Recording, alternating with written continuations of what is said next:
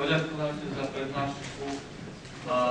Teraz bude priestor na vaše otázky, na diskusiu. Predtým, než si rozmyslíte otázky, ešte by som chcel povedať jednu poznámku, ktorú som zabudol povedať v mojom úvodnom slove.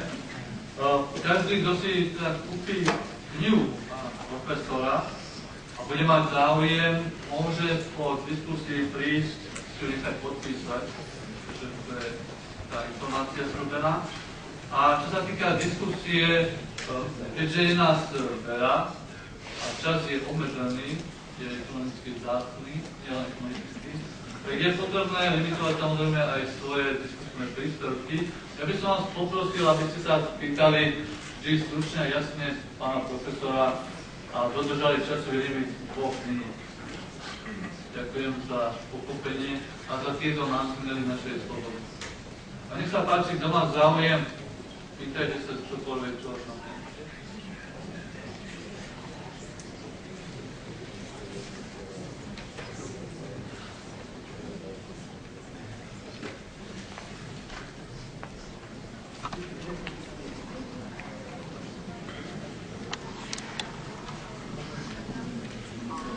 Good evening, my name is Radovan Jurana, Ines. I have a rather technical question regarding Great Depression in the 30s. I'd like to know why the managers of big companies agreed with Hoover on keeping the wage rates stable.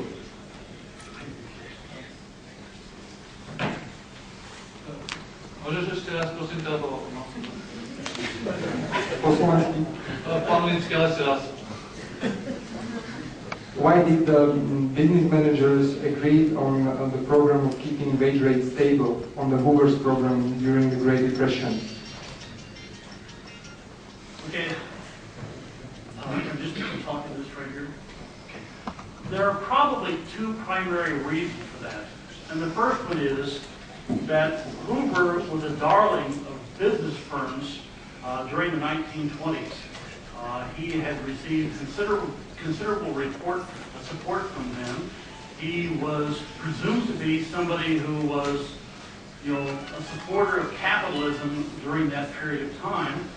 And so, one, they were probably anxious to follow what he said. Secondly, if you're called in to face the President of the United States, and the President of the United States makes a very strong and passionate plea to do something, you're probably to some extent likely to try to do that. Third, in the latter part of the 1920s, if you read a lot of the literature, business leaders had come to think that they were somehow invulnerable. They had brought about these large, powerful corporations. Okay, well, if we can do that for a corporation, why can't we run the business like a government, and we can just control things from the government side the way we control things from the business side, so we can, in fact, stop this recession by simply deciding to do certain things. And so business leaders were receptive to the message that Hoover was putting out. Hoover, remember, had taken this message and put it before the public continually throughout the 1920s.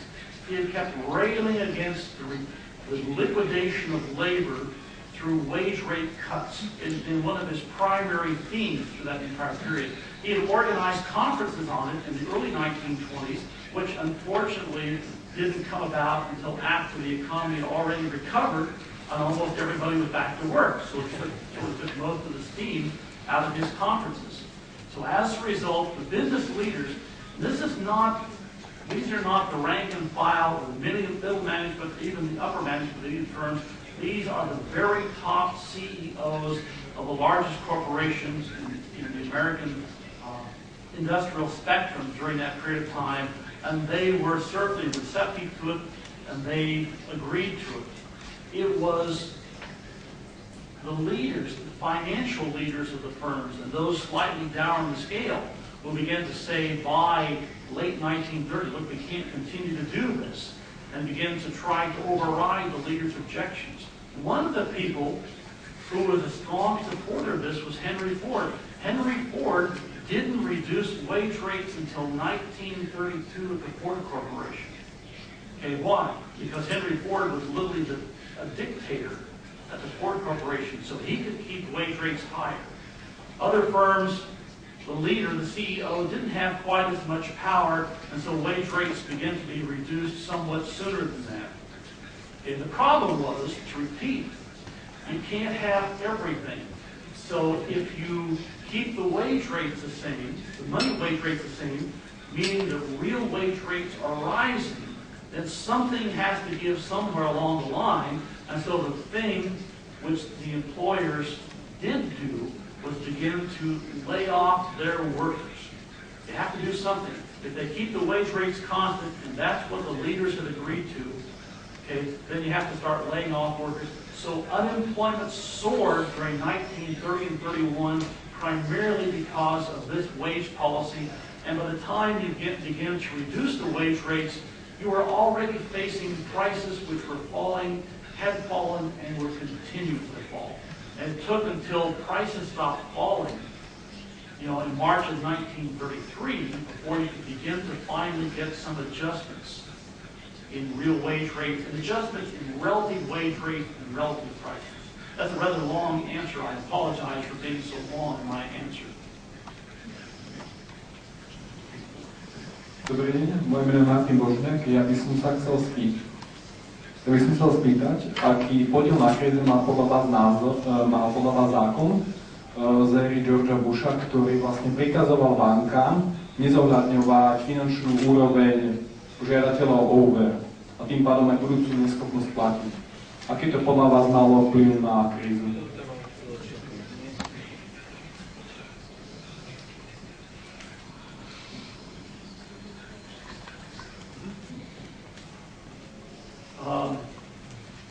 I'm not going to try to apologize for George Bush. George Bush, in my opinion, was a pretty bad president. But he didn't have that much to do with that crisis. First, if you go back and look at Congress, Congress has passed various laws trying to make it easier for people to take out and get mortgage loans. Okay, most of those laws limited banks' ability to discriminate among, the borrowers who were coming up to make housing loans. Okay, so that was one factor in more bad loans being made. But the other factor, look, if the Federal Reserve System has pushed interest rates down to 1%, so that instead of being 8 or 9% of the interest rate on a housing loan to buy a house, existing or a new house, instead of 8 or 9%, is down to 4% or 5%, somewhere about that level, then what are you supposed to do? You're supposed to make as many loans as you can. So in fact, the Federal Reserve System's policy was pushing banks to make riskier loans to try to get the money out there. The Fed made it clear that they were undertaking a very expansionary monetary policy because they thought this was a way to get the economy recovering once again. So rather than George Bush, I would blame, one, the Federal Reserve System, and I would, two, blame Congress for passing a bunch of laws to make it much more difficult to discriminate among good versus bad buyers. What Congress was trying to do, their argument was that people in inner cities in the United States, people who are poorer, have less income, less credit history, for example, were being discriminated against. They weren't getting housing loans readily enough, and so the whole impetus of Congress's programs was to make certain that banks and other lenders made more housing loans in the inner city, okay, where clearly the borrowers were much riskier. And so I would blame Congress and I would blame the Federal Reserve System. I don't want to absolve George Bush with this, but I don't think he really had that much of an impact on the problems in making loans. My name is Martin Jančík. My question is more technical, you mentioned or you blame monetary policy for the problems in this crisis. This expansionary monetary policy, particularly very low interest rates. But these interest rates are for short term. These are one-day liquidity on the market. Fed is borrowing money for 1 day. But the mortgage market is for 20 years, for 30 years.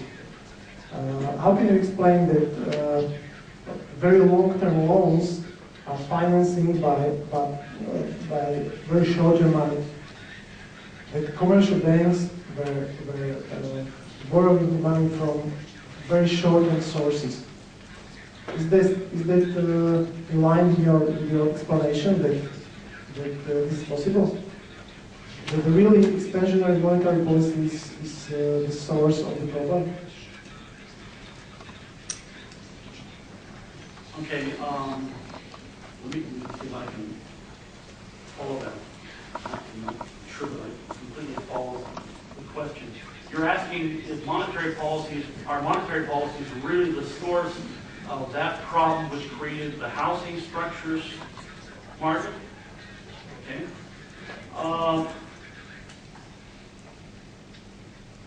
Interest rates in general are related. Okay. When the Fed undertakes those policies to reduce interest rates, okay, the lending which takes place may not necessarily be in short-term loans. Okay, remember what I said. Among the investment sectors in the United States, it is clearly the housing sector which is most responsive to interest rates. There's an economics term called elasticity. The elasticity of demand for mortgage loans or housing loans is clearly greater than the interest elasticity of demand for loans for manufacturing buildings, for manufacturing equipment, and so forth. So when the Fed puts these reserves into the banks by buying securities, which pumps reserves into the banking system, they're going to make loans in whatever sector it is that seems most responsive to taking out additional loans. And in this case, when those interest rates came down to such low levels, it was the housing sector which responded to it. And so banks began making long-term loans, longer-term loans to take advantage of that by bringing in new borrowers, new homeowners which would borrow for those homes, by bringing in new construction firms to borrow money to take out for those loans. The banks then would bundle these and sell these through various credit, various mechanisms would bundle these as new financial assets and sell these back in New York. But they were long-term loans that were being taken out. So the Federal Reserve's policy of reducing interest rates did not affect just short-term rates. It also affected long-term rates. And it is certain, there's no problem in understanding that the Federal Reserve's policy led to a huge increase in long-term loans in the housing market and to much lower rates for those types of loans in the housing market. I'm not sure that I've answered your question. If that's not addressing it, accurately enough, give me something else to go on.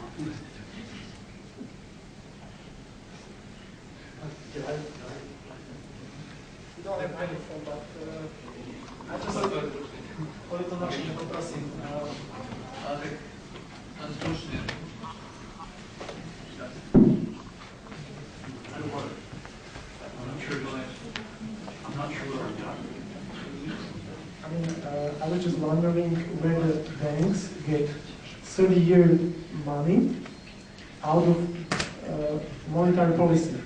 If they borrow money for one day from Federal Reserve, how could they easily borrow for a mortgage loan for 30 years?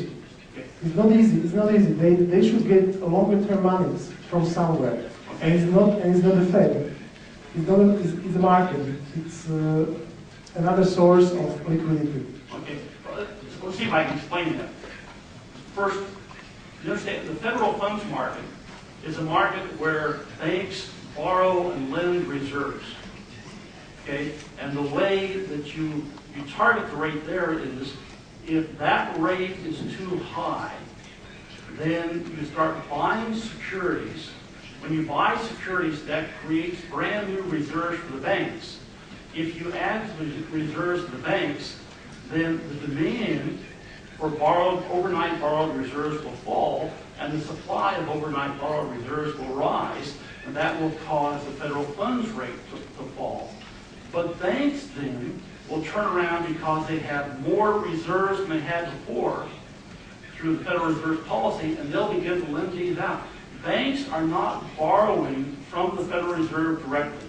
In other words, the discount window in the United States hasn't been of any importance for a number of decades now, because virtually all the Federal Reserve policy takes place through open market operations, through buying federal government securities from private bondholders, from banks, from financial firms, by creating new reserves, paying for them with a check on the Federal Reserve System, which goes directly back into a bank and creates brand new reserves. And the banks have no way, they have no way of knowing whether this is temporary or permanent. All they can do is respond to it. So the banks find themselves with new reserves because of open market operations, and they're going to lend out those reserves, and when they do so, it is primarily in the short term. It is primarily, the housing industry which borrows those reserves in the short term. The banks are not borrowing short from the Fed and then lending it out long. They're not borrowing directly from the Fed at all. What's happening is the Fed is purchasing United States government securities through the open market, and those purchases are paid for with a check drawn on the Federal Reserve Bank, and that check will then get deposited back in the Federal Reserve Bank as a part of the reserve account of that bank, and so the banks find themselves with more reserves than they had before. It comes about not because the banks borrow directly from the Fed, it comes about through open market operations. So there's no reason why they should have any qualms about longer-term lending using those new reserves. Is that a better answer to your question? Dobrý deň, skúsim po slovensky. Myslíte, že také veci, čo sa pýtate, by bolo jasné, to je pána profesora. Dobre, poslanec. Dobrý deň, rád by som sa spýtal, aký je váš názor na budúcnosť meny USA aj vzhľadom na politiku Fedu, prípadne jej osud ako svetovej rezervnej meny.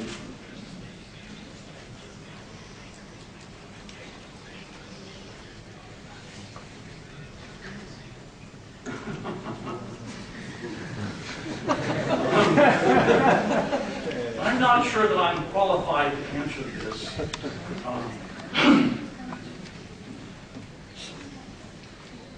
Let me see if I can sort of wiggle my way around here. Because I don't know whether the U.S. dollar will maintain its position as the world's primary reserve currency or not.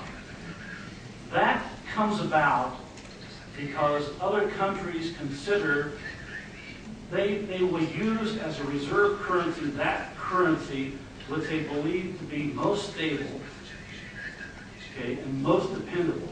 Now, the U.S. dollar has become, for the most part, the world's reserve currency because it was considered to be exactly that way. If we go back to the 1920s, if you remember what I said about the gold exchange standard, okay, the U.S. dollar and the British pound. Why? Well, because Britain thought it was extremely important that they remain the world's banker, even though they had really lost that title to New York City by the beginning of the 1920s. Okay? Well, how do you maintain people's confidence in the British pound? You make the value of the British pound exactly what it was before the war began. And so to maintain that perception of the stability and the importance of the British pound, they put the British pound back at its pre-war value, even though they didn't have enough gold to support the pound at the new price level of the pound. Okay? After World War II, clearly the British pound was no longer that. The U.S. dollar became the world's reserve currency. It became the world's reserve currency because the U.S. recovered faster, and it was by far the strongest and the largest and the most powerful economy on earth. Now, over the course of the 1950s and the 1960s, as the U.S. ran continuous deficits to try to put more dollars out there in the hands of the governments around the world, and as U.S. inflation kept creeping up there, more and more people began to worry about whether the U.S. dollar was really as sound as what they thought it should be. If you think back to 1971, when the first of those crises occurred, prior to that, who was redeeming U.S. currency for dollars? What country? France. Exactly the same one that was doing that back at the end of the 1920s. The French had decided that the franc was going to become more important, and they might have been worried about the dollar, but I think they were concerned that the franc become much more important. So they had a lot of dollars, so they simply said if the United States is standing there willing to redeem dollars or gold at this fixed exchange rate, we'll take advantage of it. And so the French in particular have been redeeming large amounts of dollars for gold prior to 1971, prior to Richard Nixon's closing the gold door. Okay? Well, the U.S. dollar has still remained probably the world's primary currency. Why? Because as much as anything, Ronald Reagan in the 1980s caused the economy to grow faster and become a stronger economy, particularly relative to the rest of the world. And so in the 1980s and again in the 1990s, the U.S. was a very strong economy. And so the dollar has been the primary world reserve currency because of that. Now, in my understanding, the creation of the euro was driven as much as anything by an attempt, or a desire, perhaps is a better word to use, to make the euro a strong currency to compete with the dollar in terms of being a world reserve currency. Whether it'll be that way or not is another question. It's not one that I can answer. It's one that the rest of the countries around the world will have to evaluate and decide, are the countries in the euro market more stable and stronger than the United States is? Will their currency, the euro, be more dependable and more stable than the dollar is? If so, then the euro will become the world's primary reserve currency for international trade. If they don't think so, then the dollar might continue to be the primary currency in world international trade. Now, I can't tell you what's going to happen there. There's a lot of variables off into the future, and any conjecture that I have would be pure conjecture. And I'm not a particular expert in that field. Does that answer your question? Probably not. I don't think I really have an answer to it. It's hard for me to predict. Now, if you're asking, do I think that price inflation in the United States is going to go higher, I would have to answer absolutely. Okay. Again, what I said right now, the Federal Reserve System has pushed interest rates down to extraordinarily low levels. Okay, the target federal funds rate, it may not be zero now, but it has been very close to zero. Okay, how do you push those interest rates down? You buy lots of securities. Okay, and you buy them by printing up a check drawn on the Federal Reserve Bank. That check will go back to a Federal Reserve Bank and become reserves for the banks out there. And the banks will lend it out by making new loans, by making new demand deposit checking accounts for the borrowers. Okay? That's new money. Okay? If the Fed doesn't do something to control that, that new money is going to have to make prices start to rise and start to rise faster. So unless the Fed pulls out all of those, the bulk of those extra reserves that they have created, you're going to see higher rates of price inflation in the United States. If they pull them all out, I'm not very confident they can do so without causing some kind of a crisis in the American banking sector. And I think that's an accurate reflection of the worries that various Federal Reserve officials have at the present time. How do we pull out reserves so as to not create higher rates of price inflation, but how do we pull out those reserves so as to not to create another crisis in the banking sector? And I don't think they have an answer to it at the present time. And my guess is that they will not pull them out fast enough, and my guess is that price inflation in the United States is going to rise. Now, it's misleading right now. If you look at price indices in the United States, the Consumer Price Index.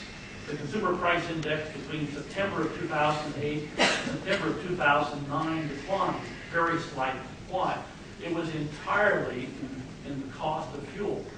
You take out the cost of fuel, and prices rose about 1.5% over that period of time. Okay?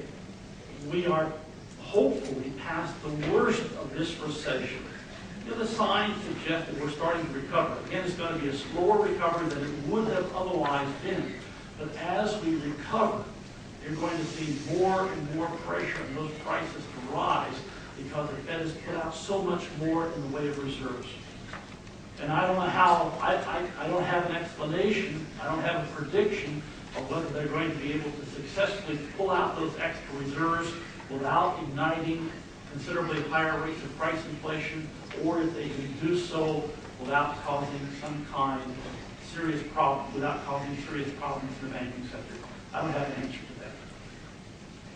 It's all part of get rid of the Fed. All the Fed does in general is mismanage money. My condition. My name is Jessica. I'm coming from Bulgaria, and I would like to ask you a question. Thank you very much. Thank you very much for your wonderful presentation. As far as I understood from that, you state that the main responsible for today's crisis is the Federal Reserve in the United States, and also the wrong government policy. But at the same time, if the explanation was that simple, how would you explain that this first financial and then economical crisis became global, and it came especially in the European Union? I don't think that European producers are that much dependent on American markets, but Europe is so heavily affected, despite of the conditions that countries in the Eurozone have those 3% budget deficit, etc., etc. So what is your explanation about this actually global crisis, not only American? Housing bubble is a very good example, but it's spread out on all the industries and all production, actually. Okay, I'll answer this the best I can. I don't have a full or complete answer, but financial markets are linked across the world. It is not the case that American financial markets are independent of financial markets elsewhere. Companies purchase assets from all across the globe. So if you have a serious disruption in the United States, which is probably still the most important financial center and financial market in the world, then that's certainly going to have effects. It's going to spread out and have effects in financial markets elsewhere across the globe. If you have a serious problem that's created by this, now, let me back up for just a second.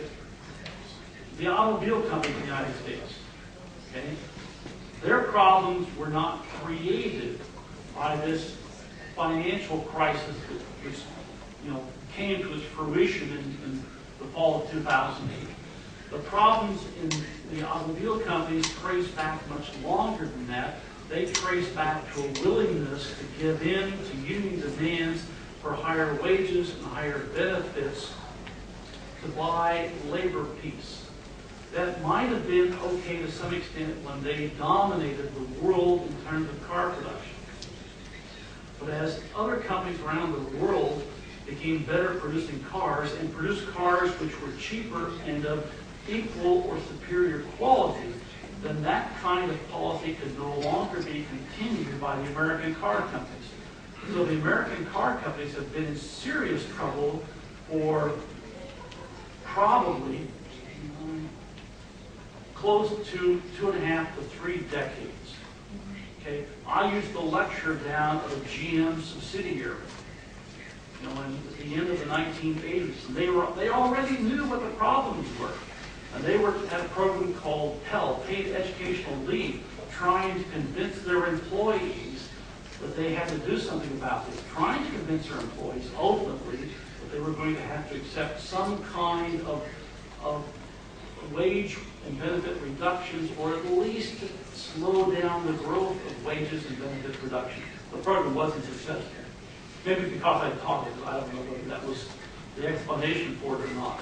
But, you know, as late as the late 1980s, these problems were clearly evident. Okay, and so, at the end of the 90s, which one was it? GM had serious problems. Ford had blown its chances, had serious problems. Chrysler Corporation, it had continuing crisis all through the period. So what happened in 2008 was the financial crisis now reduced, it let out and reduced demands for lots of different products, car companies included. Okay, and as a result, you set off contraction in the automobile industry. Okay, those have effects that spread out across the country. In other words, suppose that the contraction which we have created now because of the end of the housing bubble and because of government interference in, say, the automobile markets. Now that contraction is going to reduce American demand for automobiles.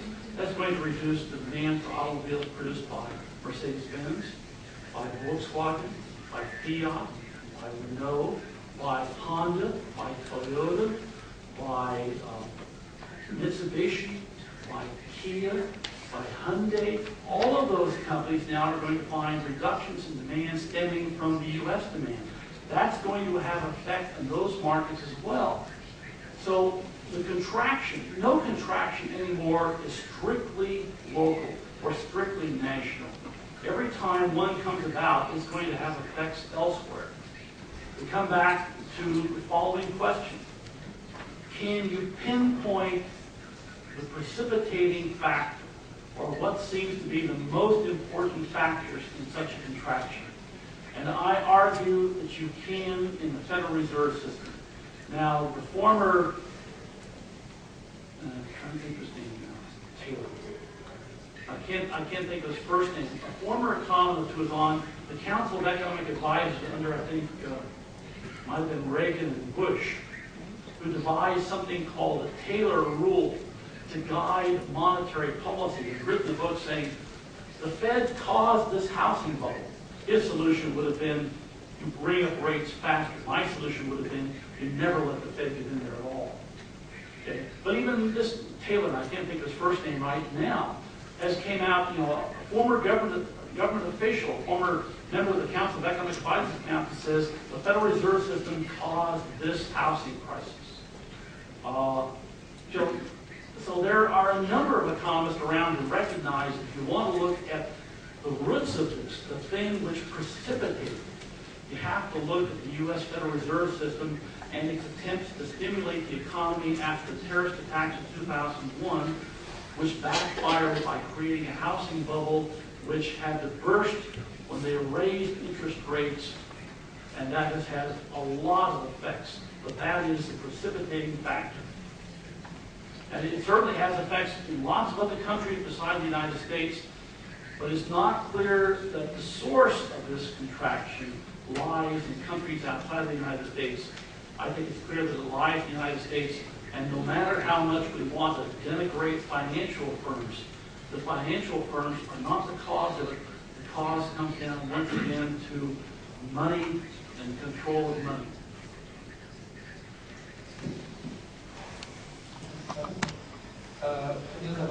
Chcem sa spýtať takúto vec, že podľa vášho názoru, aká bola úloha explozívneho rastu vojenských výdavkov Spojených štátov amerických po 11.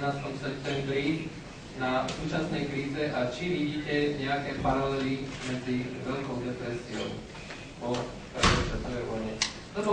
vojnami niekedy vznikali krízy, niekedy sa vojnami liečili krízy, takže ja som to ďakujem.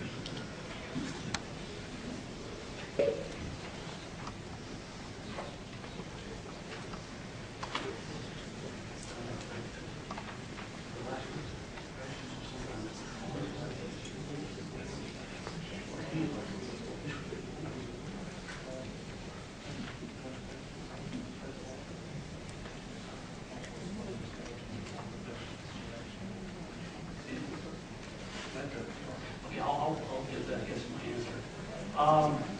What do I think of the role of the expansion in military spending?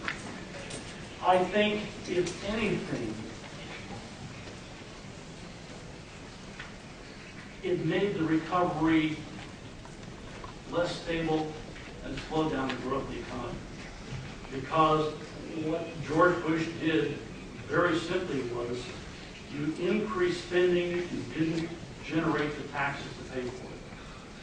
Okay? If you don't generate the taxes to pay for it, then you still have to get the money from somewhere, and the source that you get to pay for that money is by borrowing in open markets. Now, George Bush was somewhat lucky. And he was somewhat lucky because the Chinese had decided that they were going to continue to export. And so they were willing to jump in there and buy United States government securities, long-term United States government securities, as well as hold large amounts of U.S. dollars in their banks in order to keep the dollar strong and the yuan weak in order to stimulate Chinese exports. And so that meant that there was a growing market for long-term government securities. So that helped to mitigate to some extent the bad effects which were coming out from this tremendous borrowing by the federal government. But there is clearly evidence that the federal government's borrowing, because of the expansion of the war effort, was having detrimental effects on long-term bond prices and long-term interest rates in the United States. So it certainly didn't help at all. If anything, that expansion of the American military effort, because it wasn't funded with taxes, slowed down the growth of the American economy from what it would have been. Now again, it didn't slow it down as much because the Chinese were, whether they were willing or unwilling, or wittingly or unwittingly, the Chinese were helping us out by trying to keep their exports high and imports into China relatively lower. So, I guess the best way to put it is, I don't see increased military spending in any way being something which expands the economy or causes the economy to grow. Now, I didn't get your last question. I'm not sure what the role of the last part of your question. Či vidí nejaké paralely?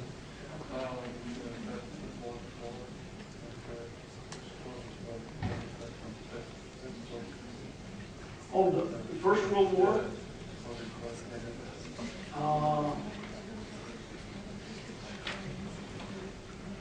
Okay, the spending in the First World War didn't cause the American economy to grow.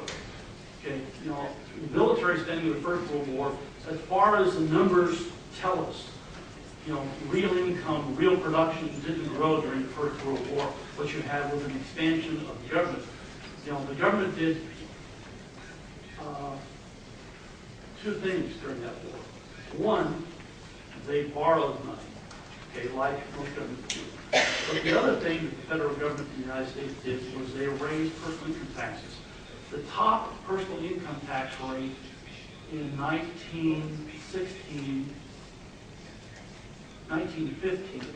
was 7% on,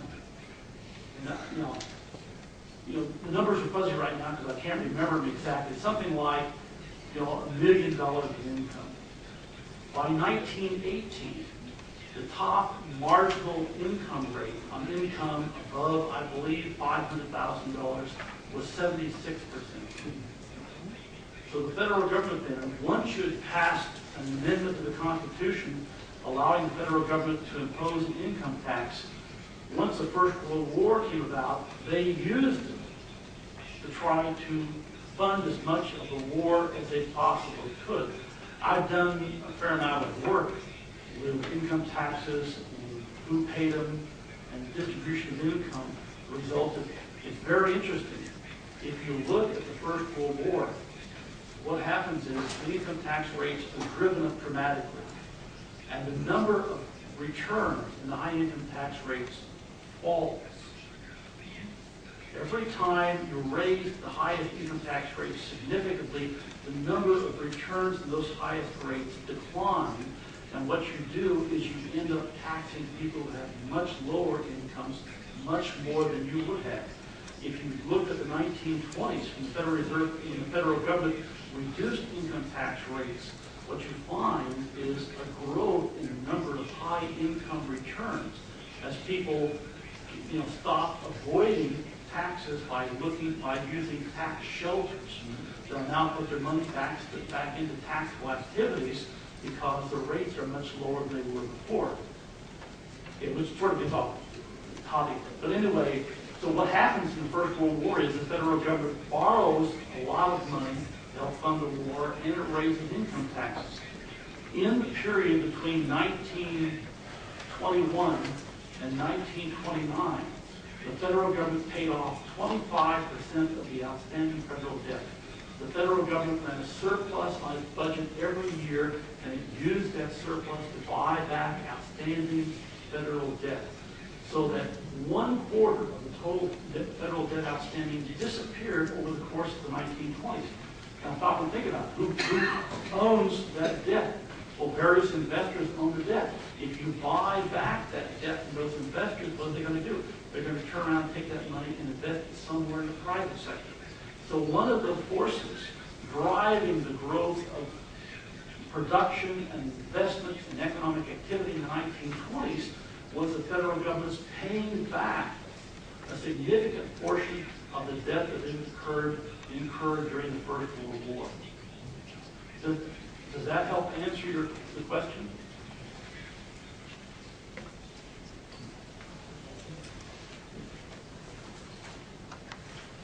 Budem hovoriť po slovensky. Ľudstvo je nepoučiteľné, ako ste ukázali na príkladoch dvoch takých veľkých finančných kríz a následných aj hospodárskych poklesoch. Ekonomika je vlastne o využívaní vzácnych zdrojov, že peniaze alebo financie sú jedným z nich, ale pri princípe stále sa dajú natlačiť. Ostatnými vzácnymi zdrojmi sú napríklad aj energetické suroviny. Chcem sa spýtať takú filozofickú otázku, či vlastne ten pohľad súčasnej ekonomie, respektíve ciele súčasnej ekonomie sú správne nastavené, či vlastne rast spotreby bohatých krajín, ktorý ďaleko prevyšuje ich možnosti vo vzťahu povedzme k ich dlhu, je naďalej trvalo udržateľný a či vlastne nie je potrebné rozšíriť možno ciele ekonomie o možné započítavanie vlastne využívania tých fosilných neobnoviteľných zdrojov, pretože to je to vyčerpávanie už tých zdrojov, ktoré vlastne ak sa minú, tak už viacej nebudú. A vlastne trvalo udržateľný rozvoj je o tom, že chceme zanechať ďalším generáciám aspoň takú príležitosť, ako máme aj my. Čiže otázka je, či v podstate nie je čas predefinovať možno nejaké ciele, teda ciele ekonomie.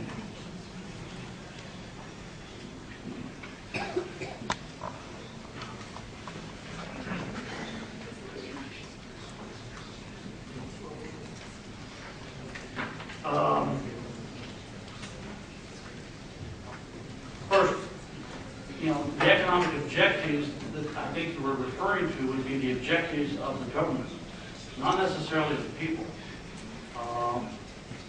In my desired ideal world, you would have essentially, maybe not no government, but government wouldn't be out there defining what it is that people should do and people should want. Okay? They would simply be providing the type of things which markets fail to provide. Markets don't fail to provide energy. And so I guess the first way I put it is that I don't define the objectives of my neighbor or my neighbors.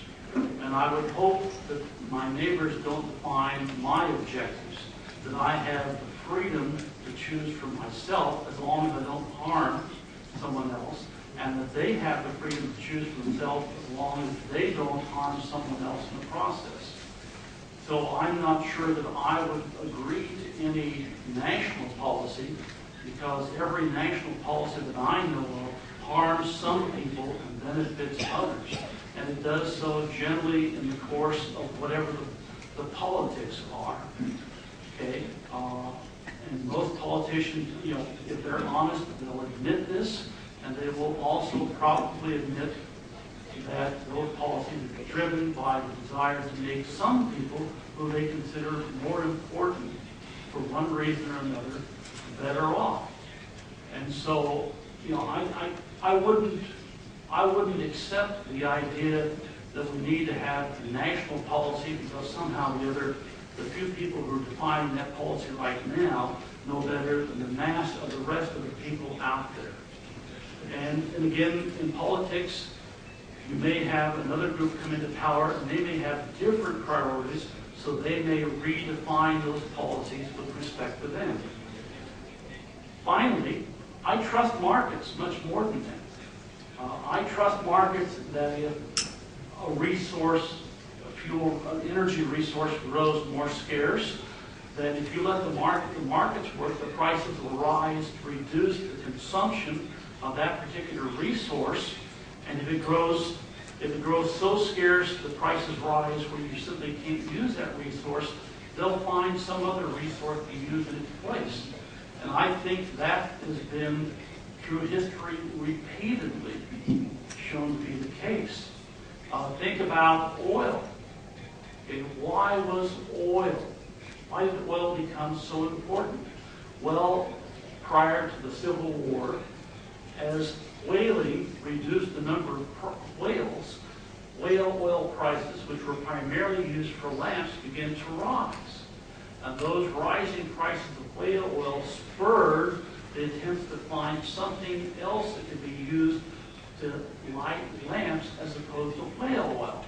And so the attempts by, and I can't think of the name of the gentleman now, who supposedly discovered the oil in western Pennsylvania, those attempts to extract oil from the oil that was seeping out of the ground were driven by the desire to use that oil or some parts of it through a refining process to light lamps. Throughout the latter part of the 19th century, you know, oil was primarily used for lighting of lamps and to some extent heating, but primarily for lamps. And that was driven by the rising prices of whale oil in the first part of the century. We're seeing more attempts now to find ways to drive automobiles, okay, in addition to or in competition with petroleum-derived gasoline. And I don't think that's driven by the rising price of gasoline. I think that that's primarily driven by the fact that people expect the price of gasoline to rise as it grows relatively scarcer. And so they're already in the process of trying to find those alternatives. General Motors had a Bolt automobile back in the 1980s, I believe. They had it pretty well driven, and they didn't see that there was going to be much of a demand for it because they didn't predict rising gasoline prices, so they dropped the project. Toyota continued that project, and they came out with a very good hybrid automobile which uses relatively less gasoline. So I trust markets, free and competitive markets. And I think as various types of energy resources grow relatively scarcer, that we're going to find those alternatives. People will discover those alternatives because the markets provide the incentives to do so. they provide the incentives to do so in that if you can find this better way to power a car, then you're going to be better off as a result of that. And that's a tremendous incentive then for people to discover these alternatives.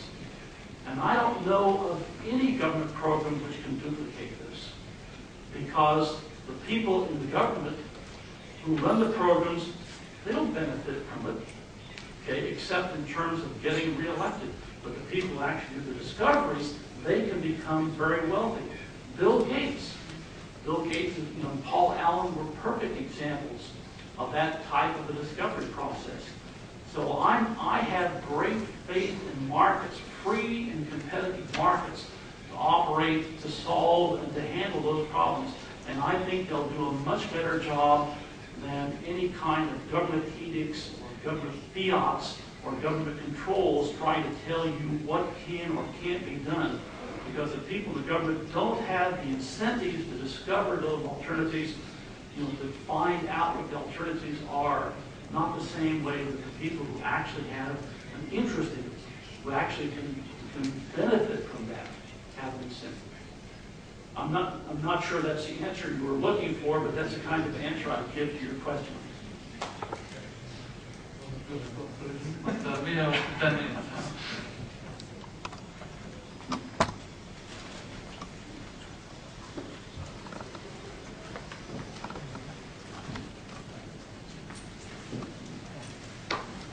I want to pose a question in English. My name is Veľká. I'm from the Department of Political Science at the Comenius University. I want to go back to the issue of the last financial crisis. And I want to touch two, I think, very important points. One is securitization, and the other is the role of the government-sponsored enterprises in the credit boom in the United States. The first, the securitization, the process that the banks can sell the mortgage loans is blamed usually for the crisis. And on the other hand, much of this was done by directly the US government or by government-sponsored enterprises, so with the explicit or implicit backing of the US government. That's one very big problem. And if I know well, still the almost 2/3 or even more of the outstanding mortgage loan is still securitized by Fannie Mae and Freddie Mac or other government enterprises. So if you were the US government, let's say, what you will do with this whole mess of federal government agencies and government-sponsored enterprises? Thank you. Okay.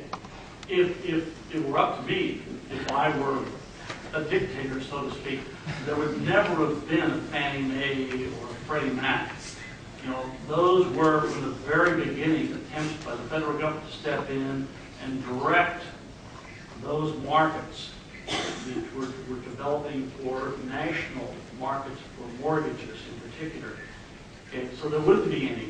And no matter what they say, those are really government entities. They're government agencies. And they do what governments want.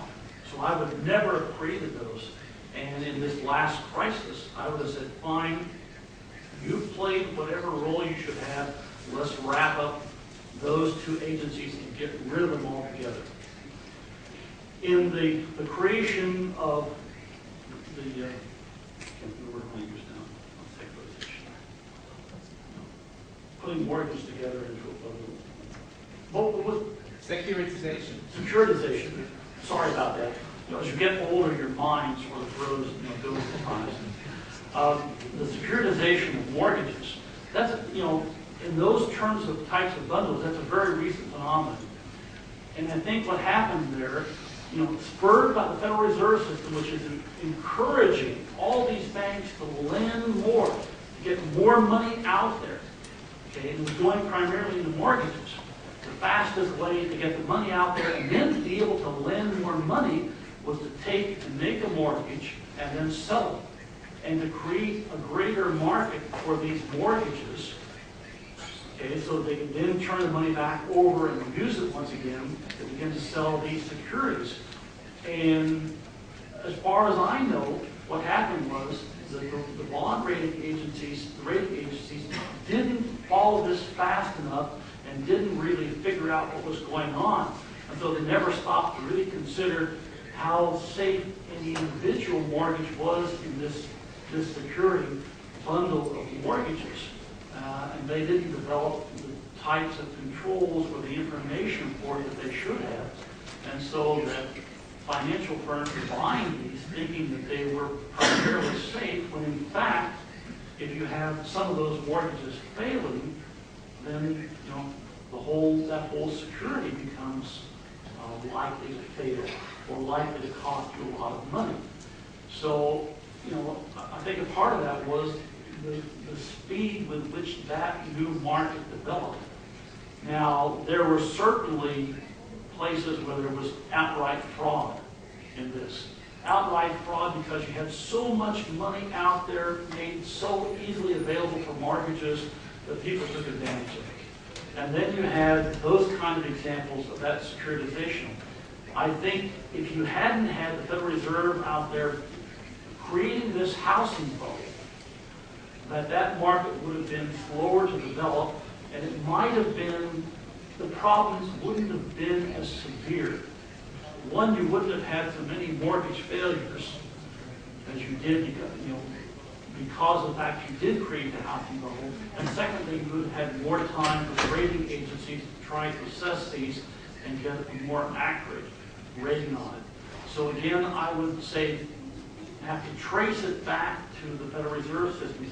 And you're absolutely right. Those two gigantic federal agencies, and they are truly federal agencies, even though presumably they're private. They started out as federal agencies, and they've never really been divorced from the federal government. They should never have been brought into existence. The federal government's place is not to create national markets where there might not have been one, or to create national markets that they can control through Freddie Mac and Fannie Mae. Does that? Možno poslednú last question.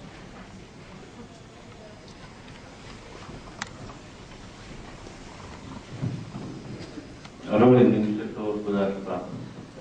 Vieme, že finančná kríza v podstate bola spúšťacím mechanizmom hospodárskej krízy. Tým chcem povedať, že je možné, že by tá kríza bola došla aj bez toho, myslím, hospodárska kríza by bola pravdepodobne došla aj bez tej finančnej krízy, ale nie tak skoro a nie v takom dosahu. Samozrejme, toto si uvedomovali viaceré európske vlády, vrátane americkej, a začali spúšťať rôzne opatrenia na zamedzenie krízy. Jedno z týchto opatrení, ktoré sa prevalilo fakticky celou Európou a aj Amerikou, bolo tzv. Šrotovné. Považujete toto za vhodné protikrízové opatrenie, pretože na jednej strane okamžite podporí dopyt, ale na druhej strane krivý trh. Pretože dostávajú niektoré hospodárske odvetvia, dostávajú impuls na úkor druhých. Pretože, povedzme si na rovinu, prečo nebolo šrotovné na nábytok, na počítače, na ďalšie veci. Prečo len autopriemysel? Ono, ja sa totiž domnievam, že autopriemysel tak či tak bude zdrojom ďalšej krízy, pretože tam je latentná nadvýroba. Tam rastie produkcia rýchlejšie, ako je trh schopný absorbovať. Z dôvodu rastu automobilových producentov. Nikto nechce zavrieť fabriky, aj keď nemá odbyt. Takže či je to právne opatrenie, alebo nie, podľa vašeho názoru.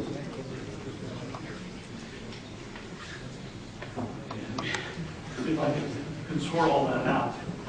Do I believe that the federal government should have put together a cash for clunkers program? In the United States, it was called cash for clunkers. Okay? And it said, if you sell us, if you trade in your car, your clunker, for a new car, then we'll pay you like $3,000 for any car that you bring in, no matter what its value is, etc. Now, they justify this by saying, well, if we do this, then people are going to be trading in higher gas mileage cars, and they'll be obtaining lower gas mileage cars, so will improve the gasoline mileage. from the studies that I have seen, and they're not very widespread, and they're not meant to be comprehensive, but from at least casual observance by most people, there's no evidence that the people who traded in cars, the clunkers, bought cars which were any more gas efficient, higher gas mileage, than the cars that they were trading in. So that much, of course, was just a part of what the government used to justify this program.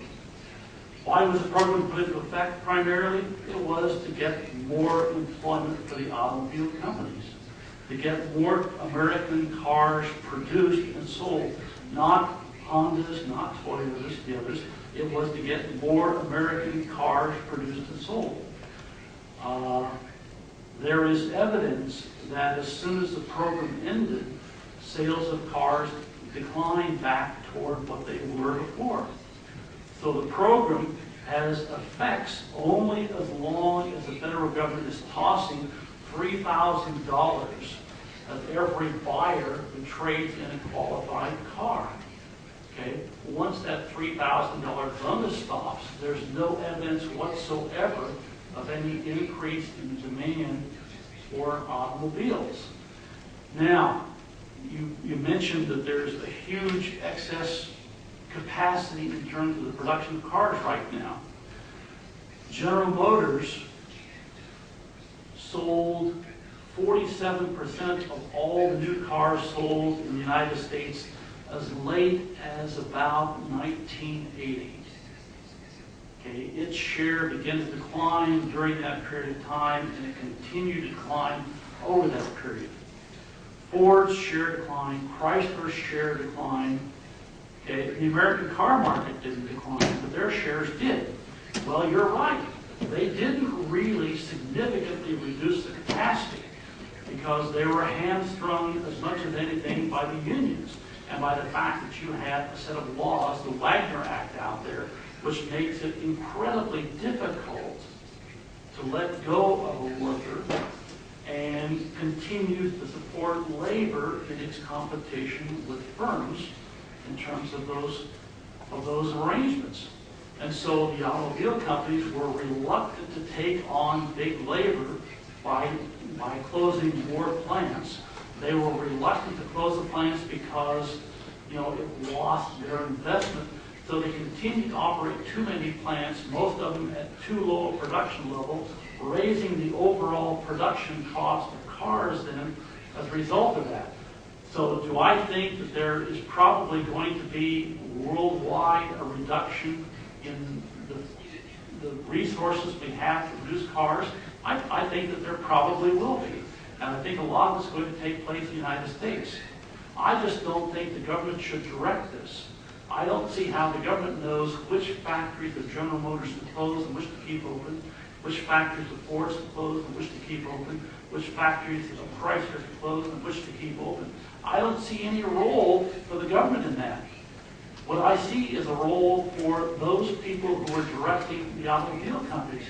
They have a responsibility to their stockholders to generate an adequate rate of return for their stockholders. If they can't do that because they have too many plants open and operating, then they have to start closing down those plants. You have to have some way to do that. And I don't think it's just simply a matter of, well, the board isn't responsive enough to its stakeholders. I think it is a matter of, if those stakeholders don't find there's an adequate rate of return, they can do two things. One, they can group together and go to the board meeting to try to begin to replace the board. Two, they can begin to sell off their securities in that firm. And that means the stock prices of those firms will drop. And that means they'll find it harder to raise funds to continue to operate and for any possible expansion if they want to expand. So I think the market will take care of this appropriately. So I guess in short, my answer is I consider the Cash for Clunkers program simply an attempt to subsidize both the American automobile companies and, more importantly, the UAW. Because think about it. Who really benefits if you can, at least for a while, expand that production? Well, it is those people who might have been laid off at those American automobile plants who now find, well, they've got another 6 months of production because the demand for those automobiles has increased. But it's just temporary. Doesn't even really put a Band-Aid on the problem that exists. So my answer is the Cash for Clunkers program, or buying a wreck, as you termed it, should never have been put into place. It was completely a political move, and it had no long-term effect on the economy. Thank you. This is really our conclusion. And I would like to express thanks to you, and mainly to our guests for your excellent lecture and excellent answer. Thank you very much. Thank you.